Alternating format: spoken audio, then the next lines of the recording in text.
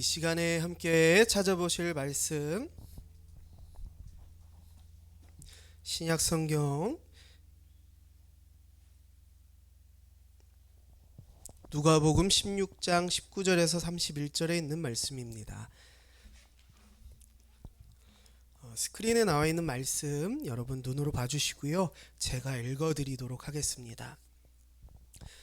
한 부자가 있었다. 그는 값진 옷을 입고 날마다 즐기며 호화스럽게 살았다. 한편 그 집 대문 앞에는 나사로라는 부스럼투성이의 거지가 누워 있었다. 그가 부자의 식탁에서 떨어지는 부스러기로 줄인 배를 채우려 하자 심지어 개들까지 와서 그의 헌대를 핥았다. 어느 날 거지가 죽어 천사들의 인도로 아브라함의 품에 안겼고 부자도 죽어 땅에 묻혔다. 부자가 지옥에서 고통을 당하는 중에 쳐다보니 멀리 아브라함이 보이고 나사로는 그의 품에 안겨 있었다. 그래서 그는 큰 소리로 아버지 아브라함이여 나를 불쌍히 여겨주십시오. 나사로를 보내 손가락 끝으로 물을 찍어다가 내 혀를 시원하게 해주십시오. 내가 이 불꽃 가운데서 너무 괴로워 죽을 지경입니다 하고 부르짖었다. 그러나 아브라함은 이렇게 대답하였다. 생각해보아라. 너는 살아있을 때 좋은 것을 마음껏 누렸고 나사로는 온갖 괴로움만 겪었다. 하지만 지금 나사로는 여기서 위로를 받고 너는 거기서 고통을 받고 있다. 이뿐 아니라 우리와 너희 사이에는 큰 구렁이 가로놓여 있어서 여기서 너희에게 건너가고 싶은 사람도 건너갈 수 없고 거기서 우리에게 건너올 수 없도록 되어 있다. 그러자 부자는 제발 부탁입니다. 그렇다면 나사로를 내 아버지 집에 보내주십시오. 내 형제가 5인데 나사로를 보내 그들에게 경고하여 내 형제들만이라도 이 고통받는 곳에 오지 않게 해주십시오 하고 애원하였다. 그러나 아브라함은 그들에게 모세와 예언자들이 있으니 그들의 말을 들으면 될 것이다 하고 말하였다. 그때 부자가 아버지 아브라함이여 그렇지 않습니다. 죽었다가 살아난 사람이 가면 그들이 회개할 것입니다 하였으나 아브라함은 그들이 모세와 예언자들의 말을 듣지 않으면 비록 죽은 사람이 다시 살아난다 해도 그들이 믿지 않을 것이다 하고 말하였다. 아멘. 오늘 이 말씀을 가지고 복음의 역설 5번째 시간입니다. 본향을 바라보며 오늘을 살다라는 제목으로 여러분들과 함께 은혜를 나누기를 소망합니다.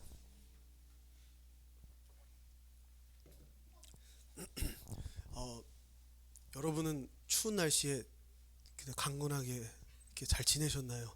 예, 저는 드디어 저에게 차례가 왔습니다.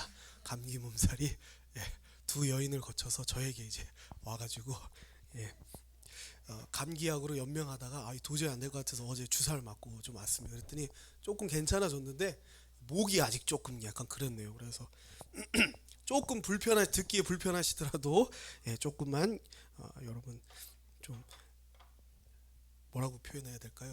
봐주시기 바랍니다. 원래는 이 복음의 역살 시리즈를 오늘로 마무리하려고 했는데 설교 페이지가 2주제를 한꺼번에 오늘은 좀 해서 마무리해야겠다 했는데 설교 쓰다 보니까 너무 길어져서 안 되겠다. 그러면 나 도망가시겠다. 그래서 다음 주까지로 마무리를 지려고 합니다. 오늘은 5번째 시간입니다. 지금까지 이런 걸 봤어요. 성경의 이야기와 우리 실제의 삶을 살아갈 때에 조금 왠지 모르게 이 나의 삶과 복음의 메시지가 좀 다르다라는 걸 느끼고 좀 실제의 삶에 적용하기에 좀 쉽지 않다라는 어떤 괴리감을 느낄 때가 있습니다. 대부분 많은 사람들은 이 괴리가 느껴지는 이 지점에서 많은 분들이 실제 우리의 삶에 유익한 방법들을 선택합니다. 이러한 상황 가운데 복음은 틀린 것인가? 능력이 없는 것인가? 복음에 어떠한 유익도 없는 것인가? 그냥 잘못된 이야기인가? 구시대의 올드 텍스트인가? 라는 어떤 생각을 해볼 때 아니라고 하는 것이지요. 아유, 죄송합니다.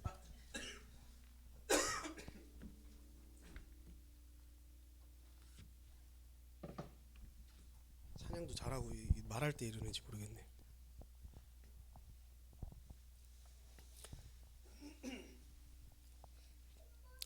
복음이 우리 실제 삶과 이렇게 괴리가 있는 이유는 우리가 익히 알고 있는 질서나 상식을 뒤집는 역설적인 모습이 있기 때문입니다. 그러면 우리가 알고 있는 것을 뒤집기만 하는, 좀 반대하는 그런 어떤 메시지인가요? 거기서 끝나는 것이 아니라 복음은 우리가 알고 있는 것들을 뒤집는 동시에 그리스도께서 어떤 분이신지 명확하게 바라보게 하는 역할을 한다라고 하는 것이지요. 또한 복음은요, 그 모든 것들을 뒤집으며 진짜 나라는 존재가 어떠한 존재인지 분명히 바라보게 하는 역할을 한다는 것입니다. 여러분, 이 복음의 역설이라는 말씀을 함께 나누면서 여러분들 안에 우리의 삶과 다르다는 이유로 복음의 값을 값어치 없게 취급하지 않기를 소망합니다. 복음은 성경에서 증거하고 있듯이 복음을 통해서 사람이 회복되어지고요, 복음을 통해서만이 사람들이 변화되기에 이르릅니다. 이것이 바로 복음의 능력이라는 것이지요. 이 말씀들을 나누는 이 시간 동안 여러분들 안에 여러분들 삶에 복음의 능력들이 경험되어지고 발견되어지기를 주님의 이름으로 소망합니다. 오늘은 한번 넘겨주시면요, 이름 없는 부자와 나사로, 지금 우리는 무엇으로 살아갈 것인가 라는 메시지를 한번 보도록 하겠습니다. 본문 말씀은요, 예수님께서 계속해서 비유를 통해서 사람들을 가르치고 계시는 장면입니다. 근데 그 대상들이 누구냐면요, 일반 백성들이 아니라 종교 지도자들을 향한 말씀들을 계속해서 하고 계셨습니다. 특별히 오늘 본문에 우리가 본 이 부자와 거지 나사로의 이야기는요, 특별히 그 종교 지도자들 중에서도 자기가 가지고 있는 부유함이 특권이라고 생각하는 사람들, 이것이 자랑이고 이것이 신앙의 어떤 덕이다라고 생각하는 종교 지도자들을 향하여서 예수님께서 비유로 말씀하고 계시는 이야기다라는 것입니다. 여기에 좀 한 가지 특별한 게 있어요. 앞서서 말씀드린 대로 부자는 이름이 없습니다. 그리고요, 거지는요, 이름이 나와요. 나사로라는 이름이 나옵니다. 자, 대부분 이야기에 실명이 이렇게 나온다 그러면 그 이야기는 비유보다는 실제 일어났던 일을 이야기하는 경우가 많죠. 오늘 이 이야기는 실제 일어났던 일일까요? 비유일까요? 실제 일어난 일 같지만 비유입니다. 그러면요, 왜 나사로라는 이름이 등장했어요? 비유인데요. 나사로라는 이름의 의미는요, 어떤 뜻이냐면요, 하나님께서 도우신다라는 뜻을 가지고 있습니다. 이 이름이 등장한 것은요, 역사적인 사실을 증명한다라기보다는 예수님께서 하시고자 하는 이 메시지가 더욱더 명확하게 전달되기 위한 어떤 장치로 사용됐을 것이다 라고 하는 것이 대부분의 학자들의 견해입니다. 그래서 오늘 우리도요, 보편적인 신학의 관점에서 본다면 이 이야기가 실제 일어났던 일을 이야기하기보다는 앞뒤 맥락에 맞춰서 예수님께서 비유로 계속해서 이들에게 말씀하고 계시는구나 라는 것을 알 수 있습니다. 자, 이름 없는 부자와 거지 나사로는요, 명확하게 다른 삶을 살았습니다. 한번 보여주시죠. 넘겨주시죠. 살아있을 때 이들은 어떻게 살았느냐면요, 본문에 이렇게 얘기합니다. 부자는요, 값진 옷을 입었고 호화로운 삶을 살았다라고 이야기합니다. 먼저 이 값진 옷을 좀 볼게요. 오늘날도 저는 잘 모르는데 그 여자분들 중에 이렇게 명품 코트 같은 게 유명한 게 있나요? 이거 입으면 이거는 진짜 부자다, 뭐 이런 게 있나요? 사모님 몰라요 그런 거. 미안해요. 제가 그걸 못 사셔가지고. 뭐 혹시 아는 분 계세요? 윤지자매 혹시 몰라요? 몰라요. 승우적절 보면 또 미안해져요 내가. 여러분들은 다 이렇게 또 검소한 생활을 하셔서 잘 모르시는군요. 뭐로 얘기해야 되나 나도 잘 몰라가지고. 버버리? 뭐 이런 거 아니에요? 예? 뭘? 믹스마라? 다 모르는 춘지. 좀 마라탕은 아는데 아무튼 믹스마라 뭐 이런 거 입으면, 그런 거 입은 사람들을 보면 어때요? 저 사람 좀 잘 사는 사람인 거, 좀 부자구나 이런 걸 느끼겠죠, 그죠? 오늘날은 그 사람의 어떤 가진 것을 좀 우리가 거기를 통해서 엿볼 수 있어요. 근데요, 오늘날도 좀 어느 정도 그런 모습이 있지만 당시에 이 옷이라는 것은요, 그 사람의 신분을 드러내는 것이고요. 그 사람의 사회적인 위치를 드러내는 것입니다. 예를 들면요, 자색 옷이나 이런 옷들은요, 특별한 색깔이 들어간 옷은요, 왕족들만 입을 수 있는 옷이고요, 또는 제사장들만 입을 수 있는 옷도 있었습니다. 그 옷을 입으면요, 나는 왕족이야 라고 하는 것을 드러내는 것이고요, 나는 제사장을 직분을 가지고 있어 라는 것을 드러내는 것입니다. 오늘 이 부자는요, 어떤 색깔의 옷을 입었는지는 드러나진 않지만, 어떤 장식을 했는지는 드러나진 않지만, 그가 아주 값진 옷을 입었다라고 하는 것은 그가 최소한도 굉장히 신분이 높은 귀족 중 하나였을 것이고, 혹은 그가 그것보다 더 높은 어떤 사회적인 지위를 가지고 있는 신분이 높은 사람일 수 있을 것이다 라는 것입니다. 그리고요, 그가 어떻게 살았는지를 알아볼 수 있는 두 번째 단서는요, 호화로운 삶을 살았다라는 것입니다. 그는요, 자기가 가지고 있는 이 부를 어디에다 사용했냐면요, 자기를 즐겁게 하는데 사용했습니다. 특별히 이 부자가요, 이 부를 자기를 즐겁게 하는데 사용했고, 또 이것을 어떻게 사용했는지 두 번째 증거는요, 나사로를 통해서 알 수 있습니다. 나사로가요, 어디 있었냐면요, 이 부자 집 대문 앞에서 구걸을 하고 있었습니다. 거기서요, 떨어지는 부스러기를 먹고 연명하고 있었어요. 자, 그러면 이 부자가요, 맨날 집 앞을 왔다 갔다 할 때마다 이 거지를 봤을까요, 못 봤을까요? 봤겠죠, 그죠? 그리고 집 안에서도 모르겠습니다. 뭐 이렇게 오늘날처럼 시멘트 이렇게 벽이 있는 것이 아니었을 거예요. 그렇지만 오다 가다 또는 뭐 지나가다가 이 거지 나사로를 한 번쯤은 보았을 것입니다. 그리고 그의 상태를 보고요, 그가 떨어진 부스러기를 막 개걸스럽게 먹고 있는 장면들을 한 번쯤은 보았을 것입니다. 그러면 사람이라면, 그죠? 사람이라면, 일반적인 사람이라면 어떨까요? 그런 모습을 본다면 치근한 마음을 여기고 긍휼한 마음을 갖겠죠, 그죠? 그래서요, 좀 자기한테 있는 자기가 입는 옷 말고 좀 집에 있는 후진 옷들을 좀 입혀주거나, 또는 돈 뭐 많이는 줄 수 없지만 조금이라도 여비라도 챙겨주면서 가서 병원이라도 너 가봐라 라고 주든가, 아니면 막 그 떨어진 부스러기 먹고 있으니까 하인들 불러가지고 얘들아 일로 와봐, 야 그냥 저기 우리가 먹는 거 말고 그냥 국밥 한 그릇이라도 말아가지고 얘 하나 줘라, 이렇게 충분히 할 수 있는 것 아니겠습니까? 근데요, 거지 나사로는요, 그런 대접을 못 받았어요. 뒤에 이제 거지 나사로에 대한 얘기도 하겠지만, 그 남루하고 추레하고 정말 상처나 있는 그 모습 그대로 거기서 떨어진 부스러기를 개들과 같이 먹고 있었다라는 것은 뭘 얘기하느냐, 이 부자가 굉장히 사회적 지위도 높고요, 가진 것도 많은 사람이었습니다. 근데 그가 자신을 위해서만 이 부를 사용했고요, 남들의 고통에 그들이 관심을 갖거나 긍휼한 마음을 갖지 못했다라고 하는 것입니다. 그런 사람들을 방관했던 것이지요. 부자는요, 어느 면으로 봤을 때에도 그리스도인답지 않은 삶을 살았습니다. 뒤에도 얘기하겠지만 그는 아마도 신앙을 갖지 못한 사람이었을 확률이 높습니다. 자, 그러면 거지 나사로를 한번 볼까요? 그를 표현하는 본문에는요, 첫 번째는 부스럼이라는 게 있습니다. 그의 몸에 부스럼 투성이었대요. 그래서요, 개들이 와서 그 상처를 핥았다라고 합니다.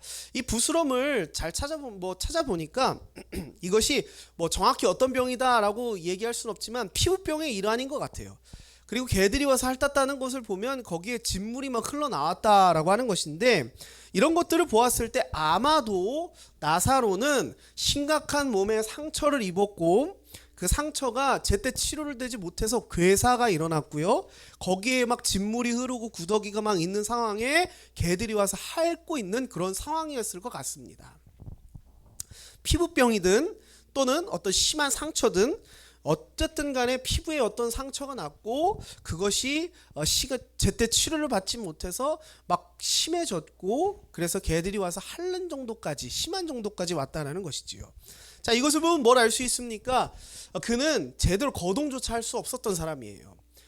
심각한 상처를 입어서 치료를 받아야 되는 사람이었고, 움직일 수조차 없었습니다. 경제활동을 할 수 없었고요, 뭐 기본적인 어떤 활동도 할 수 없었던 사람이었습니다.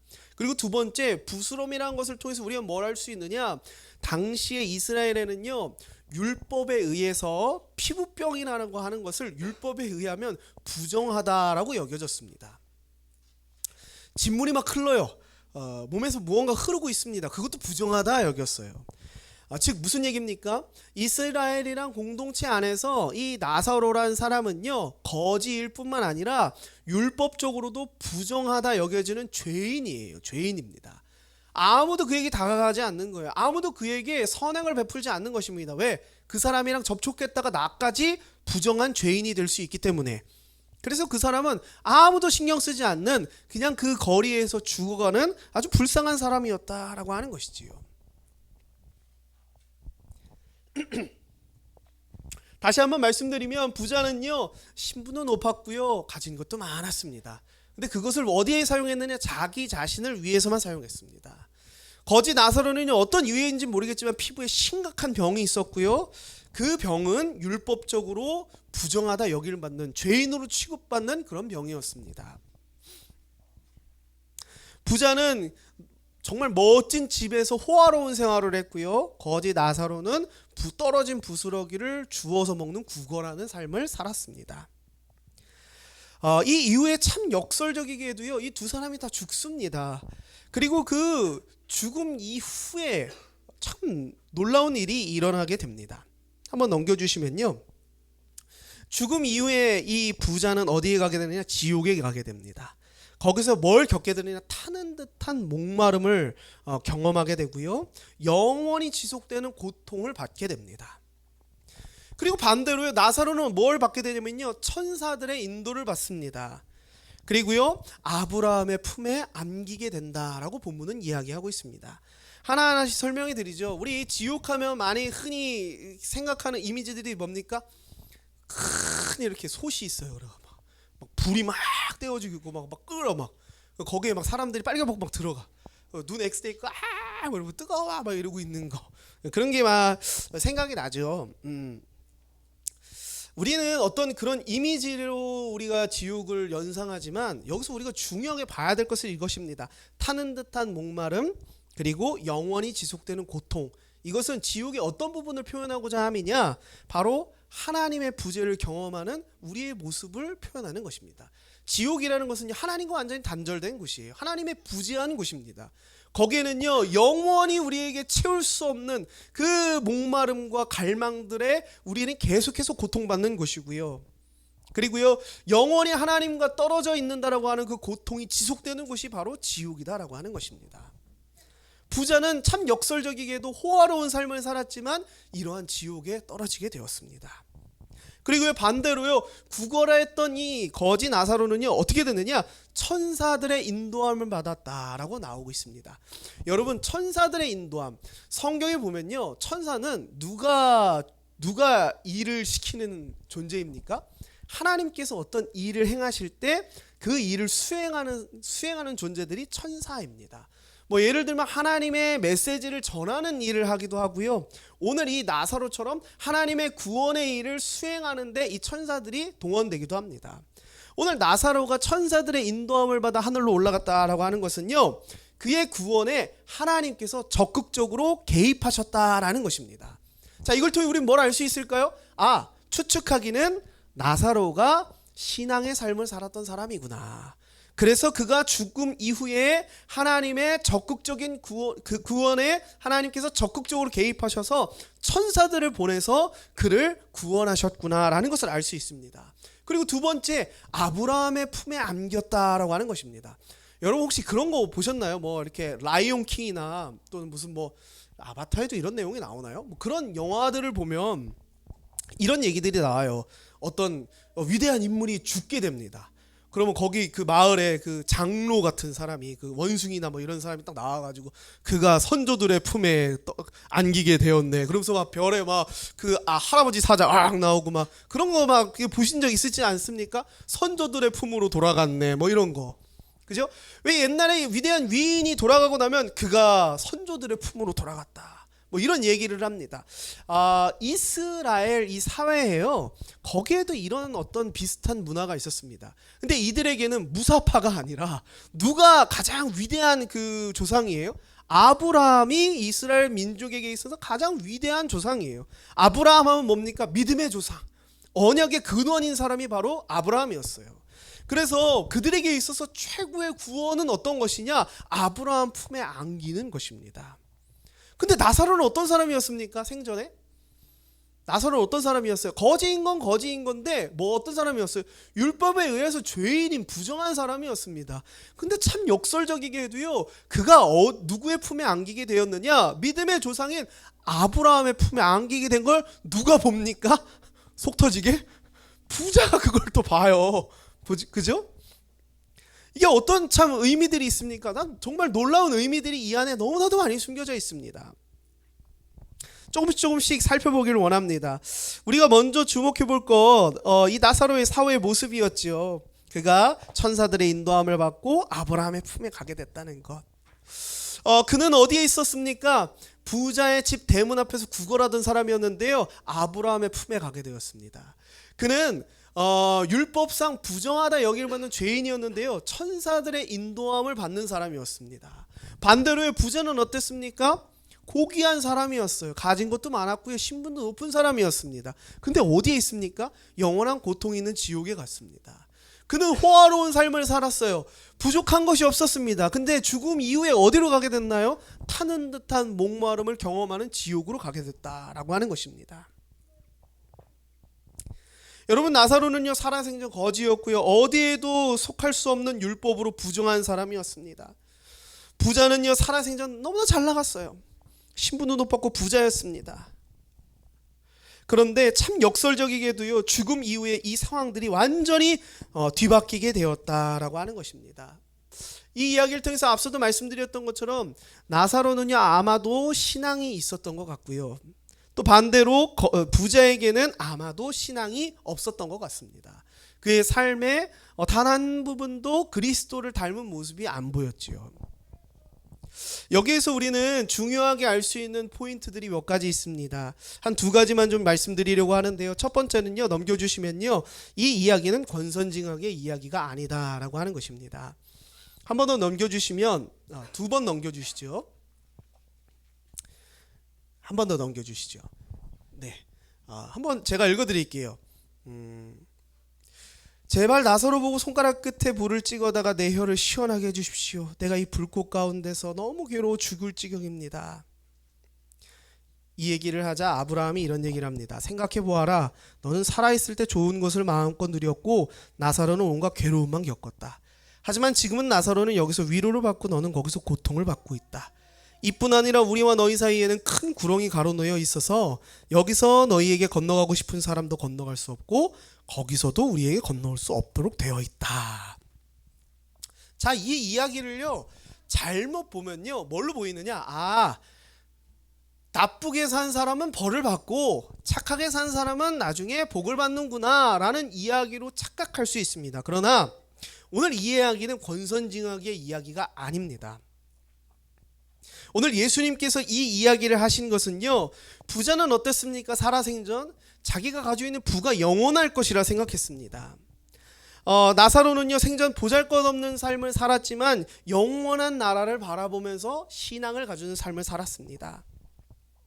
자, 이것을 통해서 우리는 뭘 알 수 있습니까? 이 이야기는 착하게 살면 복 받고 나쁘게 살면 벌 받는다가 아니라 하나님 나라의 가치는 세상의 질서와 상식을 뒤집는다라고 하는 것입니다.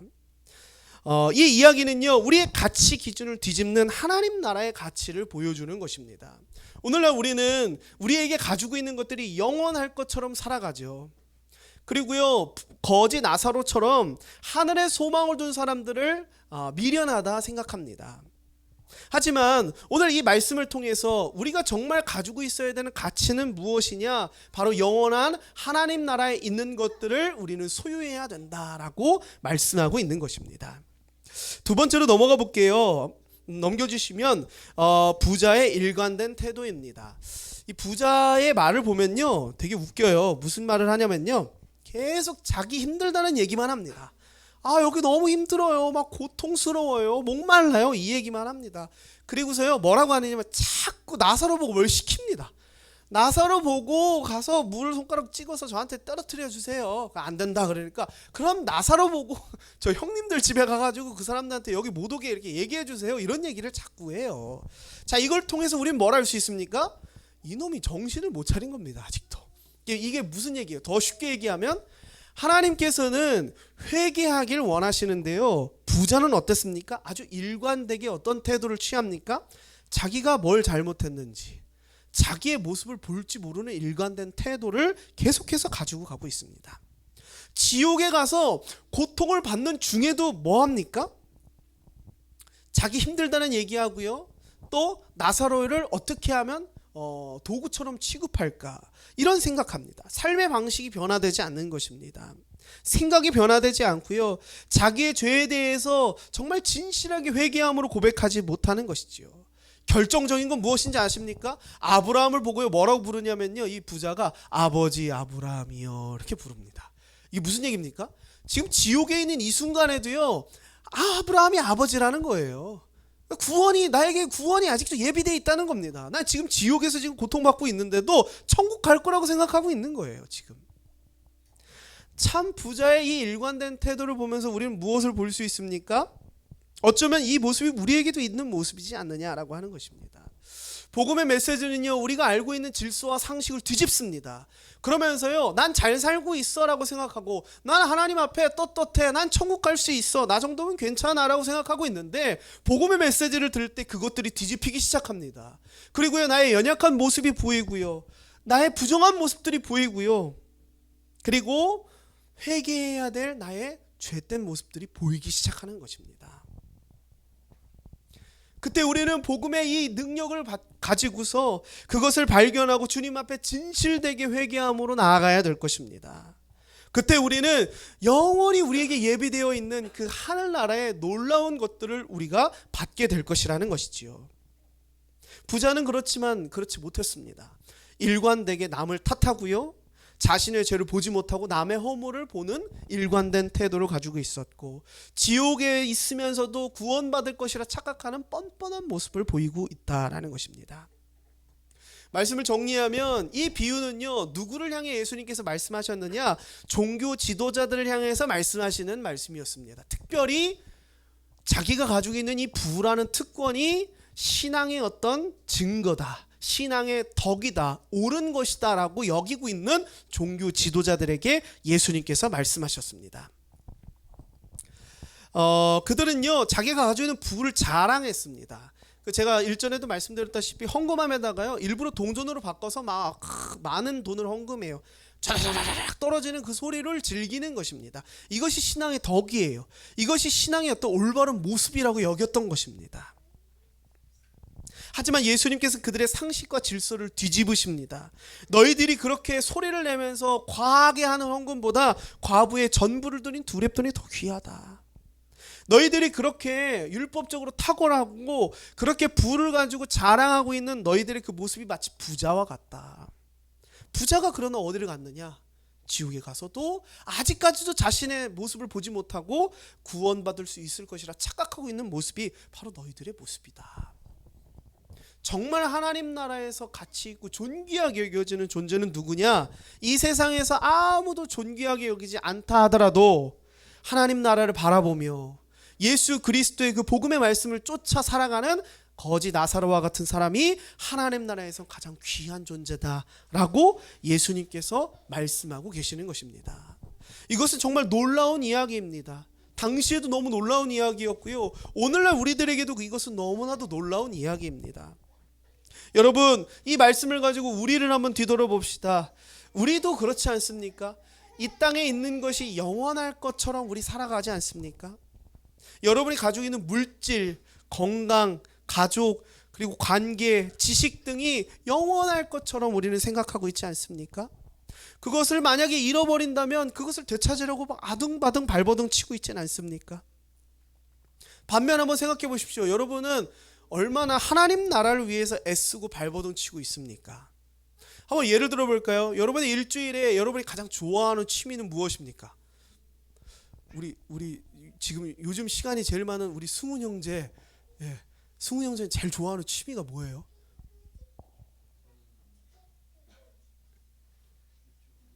아, 유튜브 보는 거, 유튜브 보는 거. 그럼 요즘 이제 그 제일 좋아하는 유튜브 동영상 몇 시간 정도 보십니까? 평균적으로. 거의 약간 한 10시간 이상 보는 겁니까? 아, 한 5시간 정도. 예, 그죠.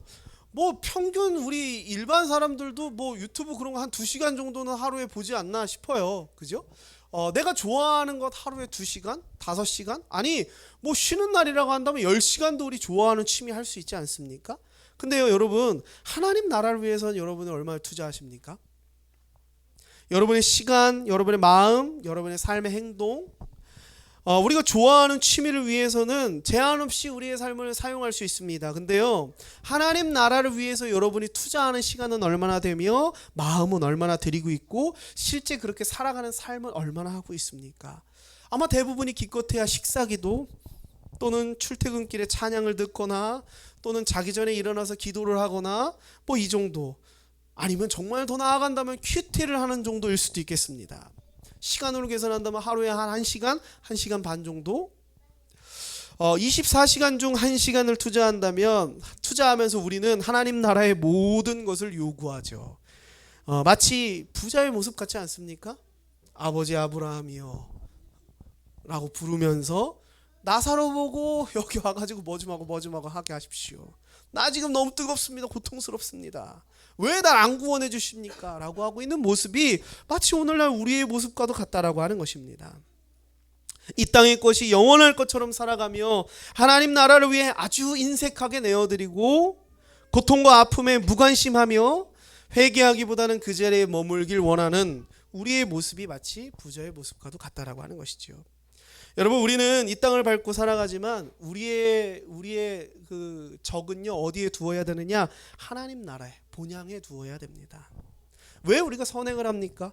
왜 배려해야 됩니까? 왜 우린 참습니까? 왜 내 것을 내어줘야 됩니까? 지금 가진 내 것이 영원한 것이 아니기 때문입니다. 진짜 내 것은요 하나님 나라에 있기 때문에 우리는 참을 수 있고요, 배려할 수 있고요, 선행할 수 있고요, 내 것을 내어줄 수 있습니다.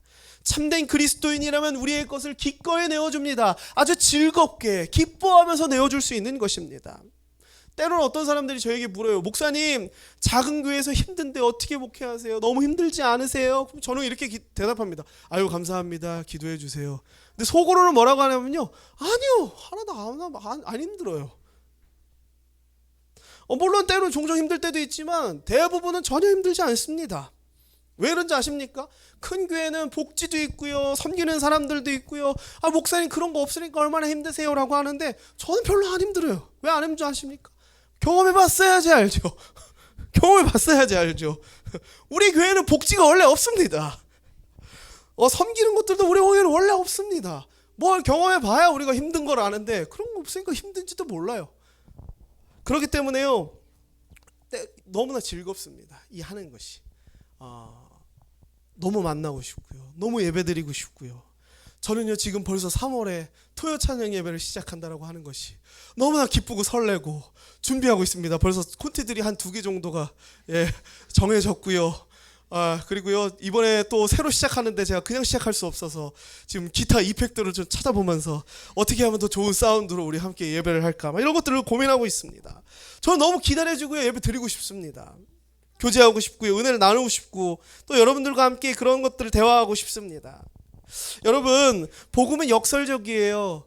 우리가 이 땅에서 살아가는 영원하지 않습니다. 하나님 나라 본향에 있는 것이 우리의 영원한 내 것임을 기억하셔야 됩니다. 한번 넘겨주시면요, 여러분, 교회는요 내 손에 가진 것을 자랑하는 곳이 아닙니다. 아직 내 손에 쥐어지진 않았지만 은혜로 주실 것들을 자랑하는 곳이 교회입니다. 여러분, 교회는요 내 손에 쥐어진 것이 없다고 불평불만하는 것이 아닙니다. 내 손에 아무것도 없기 때문에 주님을 잡을 수 있어서 감사하는 곳이 바로 교회다라고 하는 것입니다. 죄송해요, 길어서 오늘 한 분만 소개하고 좀 마치려고 합니다. 한 번 더 넘겨주시죠. 코리텐 붐이라는 분이세요. 이분 네덜란드 분이십니다. 돌아가셨어요. 근데 이분이 언제 살아계셨었느냐, 세계 2차 대전 때 살아계셨던 분이십니다. 1892년 네덜란드 하를렘에 보석상이자 시계 제작자인 아버지가 막내 딸인 이 코리텐 붐을 막내딸로 맞이했습니다. 그녀는요 어렸을 때부터 집안일을 아주 솜씨 있게 돕고요. 그리고 그 가게, 아버지가 하는 가게 재정 관리까지 할 정도로 똑똑했다고 합니다. 그리고요 어렸을 때부터 달랐어요. 그녀는 기독교인이었습니다. 근데요 그냥 교회만 왔다 갔다 하는 사람이 아니라요 종교 또는 사회 봉사 활동을 자기가 주체해서 만들고 열 정도로 굉장히 열정적인 기독교인이었다고 합니다. 그러던 어느 날 세계 2차 대전이 발발했습니다. 독일군이 네덜란드를 침공하기 시작했어요. 그때 한 유대인 가족이 그의 집을 두드립니다. 그러면서 저희가 갈 데가 없습니다. 제발 저희를 조금 숨겨주십시오. 그랬더니 흔쾌히 성경에서 보았던 그 유대인들을 어떻게 우리들이 홀대할 수 있겠느냐고 그들을 흔쾌히 그들의 집에 맞이해 줍니다. 그리고 이 소문이 돌면서 유대인들이 그녀의 집을 찾기 시작했어요. 그리고 이 세계 2차 대전에 독일군에 반항하는 그 반란군들이 이 집을 찾기 시작했습니다. 그때마다 이 코리텐붐과 그의 가족들은요 성경의 그 가르침을 본받아 이들에게 환대해 줬습니다. 그러던 중 추적의 대상이 되었고요. 그녀의 모든 가족은 나치에 의해서 체포되게 됩니다. 나머지 가족들은 금방 석방되었는데요. 그녀와 그녀의 언니 베치와 그녀의 아버지는 계속해서 감옥에 갇혀 있게 됩니다. 아버지는 얼마 되지 않아서 감옥에서 돌아가시게 됩니다. 그리고 언니 베치 또한 감옥에서 사망하게 되었지요. 나중에 이 코리텐붐은요 여성 노동자들이 수용되어 있는 곳으로 이동하게 됐습니다. 그곳에서요 코리텐붐은 뭘 했냐면요 몰래 들어온 성경을 가지고 그곳에서 예배를 드리기 시작했습니다. 놀라운 일이 벌어졌습니다. 독일의 나치들이요 전산착오를 해가지고요 이 코리텐붐이 석방되게 됩니다. 그리고 전쟁이 끝나고요 그녀는 신학교에 가게 되었습니다. 어느 날 하나님께서 그녀에게 이렇게 말씀하셨답니다.